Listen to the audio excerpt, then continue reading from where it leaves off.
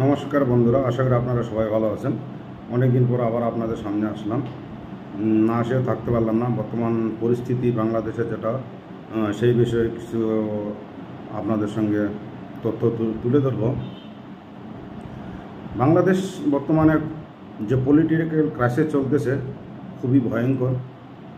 এই পরিস্থিতিটা যাই হোক, যেটা যে কারণেই হোক, বাংলাদেশের পলিটিক্যাল ব্যবস্থাটাকে একদম অনেক পরিপূর্ণ জায়গা থেকে তারা একটা আলাদা জায়গায় পৌঁছে দিয়েছে। সেটা মেন কারণ ছিল কোটা আন্দোলন। তারা কোটা আন্দোলন করেছে, ভালো ব্যবহার, কোনো আপত্তি নেই। সেই সমস্যাটা সরকার প্লাস স্টুডেন্টদের মধ্যে একটা সেটেলও হয়ে গেছিলো। তার পরিপ্রেক্ষিতে যে অন্য দলগুলো ছিল তারা এই জিনিসটা মেনে নেয়নি।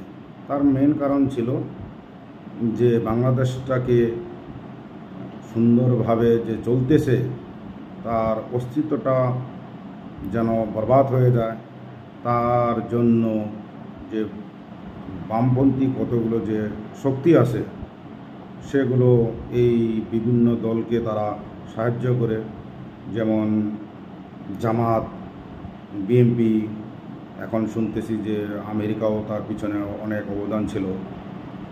যাই হোক, এই অনেক কয়টা বাহিনী শক্তি মিলে শেখ হাসিনাকে এমন পর্যায়ে নিয়ে আসলো, তাকে শেষ পর্যন্ত নিজের দেশটাও ছেড়ে ভারতে আশ্রয় নিতে বাধ্য করা হলো।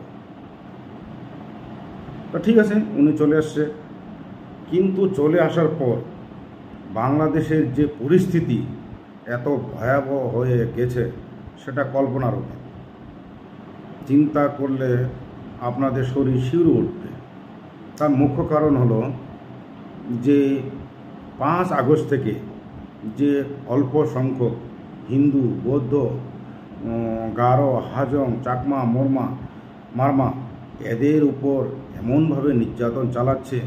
বিশেষ করে প্রথম টার্গেট হচ্ছে হিন্দু, যাদের মন্দির ঢাকাতে একটা যে খুব বিখ্যাত একটা মন্দির আছে, ঢাকেশ্বরী মন্দির, সেই মন্দিরেও তারা কিছু চেষ্টা করেছিল। এক সাইডে তাদের সেই মন্দিরে আগুনও দেওয়া হয়েছিল।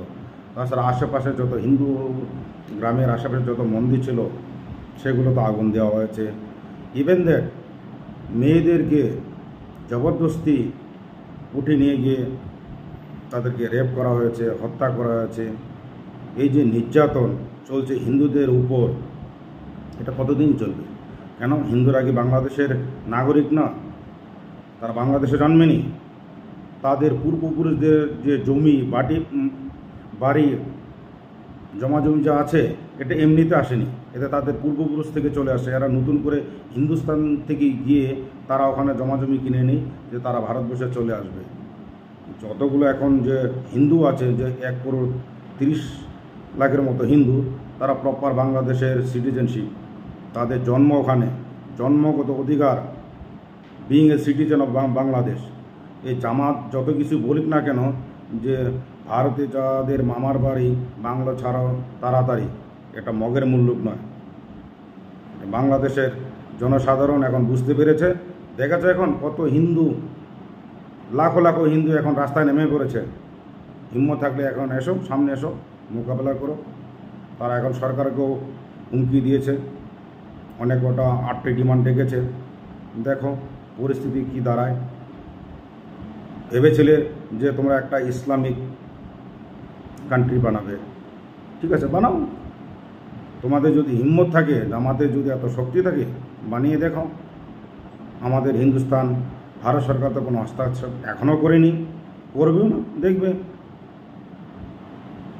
এত যে বাংলাদেশের লোক ফরফরাচ্ছে বুঝতে পারবে। এখন যে পরিস্থিতি তোমরা সৃষ্টি করেছ এটা বুঝতে পারবে ঠেলা। তথাপি এখনও ভারত সরকার এখনও তোমাদের পাশে দাঁড়িয়ে আছে, বাংলাদেশ সরকারকেও সাপোর্ট করছে, ঠিক আছে। বাংলাদেশ সবসময় পাশে থেকেছে, একদম স্বাধীনতা থেকে তোমাদেরকে অর্জন করে দেওয়া পর্যন্ত, আজ পর্যন্ত সাথে একদম পাশাপাশি অ্যাজ এ বড় ভাই হিসেবে দাঁড়িয়ে আছে। সব সময় তোমাদের সুরক্ষা, তোমাদের সব দিক দিয়ে খাদ্য পণ্য যা কিছু দিয়ে সাহায্য করার সব দিয়ে সহযোগিতা তোমাদের করতেছে। আজকাল সোশ্যাল মিডিয়া চলতেছে যে 26 লক্ষ ভারতের লোক গিয়ে বাংলাদেশে জব করতেছে। করবেই তো, ওদের কোয়ালিটি আছে, তার জন্য গিয়ে তোমাদের ওখানে করতেছে। যে কোম্পানিগুলো আছে তোমাদের এরকম কোনো স্কিল ডেভেলপমেন্ট আছে? বাংলাদেশে কোনো সংস্থান আছে যে স্টুডেন্টকে স্কিল ডেভেলপমেন্ট করার জন্য? যে এত বড় বড় কোম্পানিগুলো গেছে, ইঞ্জিনিয়ার যেগুলো আছে, ইলেকট্রনিক টেকনিশিয়ান, তারা বাংলাদেশের লোক করতে পারবে? বাংলাদেশের শিক্ষা ব্যবস্থা এত উন্নত হয়েছে, এখনও উন্নত হতে পারেনি। তার মুখ্য কারণ হলো বাংলাদেশে তো 80 to 90% যে ছেলে মেয়ে আছে তারা মাদ্রাসায় পড়াশোনা করে। মাদ্রাসায় পড়াশোনা করে তারা কি ইঞ্জিনিয়ার, ডক্টর হবে, টেকনিশিয়ান হবে? ওদের স্কিল ডেভেলপমেন্ট হবে? ওরা তো শুধু বাস আল্লাহু আকবর এটাই বলবে, বাস সংখ্যালঘুদের উপরে হামলা করবে, এতটুকুই। আর জীবন জীবিকা নির্বাহের জন্য আর কি করবে? ওই বিদেশে গিয়ে মজদুরি লেবারিগিরি করতেছে। এটা ছাড়া তো তোমাদের আর কোনো কোয়ালিটি নেই। কোয়ালিটি থাকলে তোমরা ইন্ডাস্ট্রিতে গিয়ে জব করো। যে রিকোয়ারমেন্ট কোম্পানির হচ্ছে, তোমাদের স্টুডেন্টদের কোয়ালিটি আছে, কিভাবে জব দেবে? বলছে 26 লক্ষ ভারতবাসী জব করতেছে। জব তো করবেই, এদের কোয়ালিটি আছে, তার জন্য গিয়ে জব করতেছে। তোমরা সৌদি আরবে, সুডানে, ইউএই, ইন্দোনেশিয়া, মালয়েশিয়া, জর্ডানে গিয়ে তোমরা জব করতেছো না? তোমাদের গিয়ে আটকে যাবে। তোমাদের তো করোড় করোড় বাংলাদেশি ওখানে গিয়ে লেবারগিরি করতেছে। ওটা আসে না। এটা হচ্ছে গ্লোবাল সিস্টেম। ভারতের এডুকেশন সিস্টেম এত টাকা, আমেরিকাতে বড় বড় ডক্টর, সায়েন্টিস্ট যা কিছু আছে সব হিন্দুস্তানে। তোমরা নিশ্চয়ই জানো গুগল যেগুলো আছে, ঠিক আছে, এগুলোতে সব আরবিআই, IMF, ঠিক আছে, এগুলো তো সব হিন্দুস্তানের যেগুলো স্টুডেন্ট যারা ভালো মেধা তারা গিয়ে ওখানে জব করতেছে। তোমাদের তো ওই কোয়ালিটি নেই। তো তোমাদের বাস একটাই শুধু কাজ, লেবারগিরি করা আর জীবিকা নির্বাহ করা, বাস এটাই। শিক্ষা, বাংলাদেশের শিক্ষা যদি শিক্ষার মতো হতো তাহলে তোমরা ওই গণভবনে গিয়ে ওই জিনিসগুলো চুরের মতো করে নিয়ে আসতে না। তোমরা তো ভাবছো যে শেখ হাসিনার ঘরে নেই, আমরা গণভবন অধিকার একদম ঢুকে গিয়েছি, ও এটা আমরা দখল করেছি, যা ইচ্ছা তাই করব। এতে বোঝা গেল তোমাদের শিক্ষার পরিমাণটা কতটুকু। আর পুরো ওয়ার্ল্ডের উপরে তোমাদের ইমেজ কেমন বুঝতে পারছ। বলবে শালা দেখো মুসলমান, কত সুন্দর এদের ব্যবহার। গণভবনে হাঁস, মুরগি, বেগুন, লাউ শাক, নিম পাতা, এইটা পর্যন্ত ছাড়ে নাই। ছাগল, খরগোশ, মাছ, এই যে পুকুরে জাল খেয়ে খেয়ে যে মাছ নিয়ে আসলো, ঘরে ফ্রিজে মাছ থাকা যে রান্না ছিল সেগুলো পর্যন্ত খেয়ে চেটে বেরিয়ে এলো। শেখ মুজিবুর একটা কথা বলেছিল, এই ভিক্ষা করে নিয়ে আসি আর এসব চুরের বাচ্চারা চেটে চেটে খেয়ে ফেলে। ও ঠিকই বলেছিল, ও জানে তোমাদের বার্তা। পাকিস্তান এমন নাজায়েজ কতগুলো বিজন্মা বাংলাদেশে ছেড়ে গেছে, তাদের পরিণতি এসব। সভ্য মানুষের, সভ্য সমাজের এই কাজটা করতেই পারে না। আরও বিশেষ করে অন্তর্বাস, একটা বাংলাদেশের একটা প্রাইম মিনিস্টার যিনি 20 বছর 21 বছর রাজত্ব করেছেন, তার পেটিকোট, অন্তর্বাস, তোমরা হাইওয়েতে নিয়ে গিয়ে তোমরা পুরো পৃথিবীর লোককে দেখাচ্ছ। তোমাদের মান সম্মানটা খুব বেড়ে গেছে না পৃথিবীর কাছে। বলবে শালা একটা নাজায়েজ হারামজাদা একটা কম। আমি এটাই বলবো সোজা ভাষায়, যে তোমরা সম্মানটা পৃথিবীর সামনে তোমরা তুলে ধরেছ, তোমাদের এটাই এই বলাটাই সাজে। তোমরা শিক্ষিতর মানটা তো রাখো নি বলাই। এখন স্টুডেন্টরা ওদের কোটা আন্দোলন করেছে, ভালো কথা, কিন্তু এখন তো যা কিছু ঘটেছে বাংলাদেশে, যেটা ঘটেছে এখন যে পরিস্থিতি, এর সব দায় দায়িত্ব যা আছে সব এদের স্টুডেন্টদের উপর চলে আসবে। ইন্টারিম গভর্নমেন্ট চলছে, যতদিন চলছে ভালো। ইন্টারিম গভর্নমেন্ট তো থাকবে না, কিছুদিন পর তো সরে যেতেই হবে, ঠিক আছে। ইলেকশন তো হবেই, এখন যে পার্টি আসবে আসবেই, ঠিক আছে।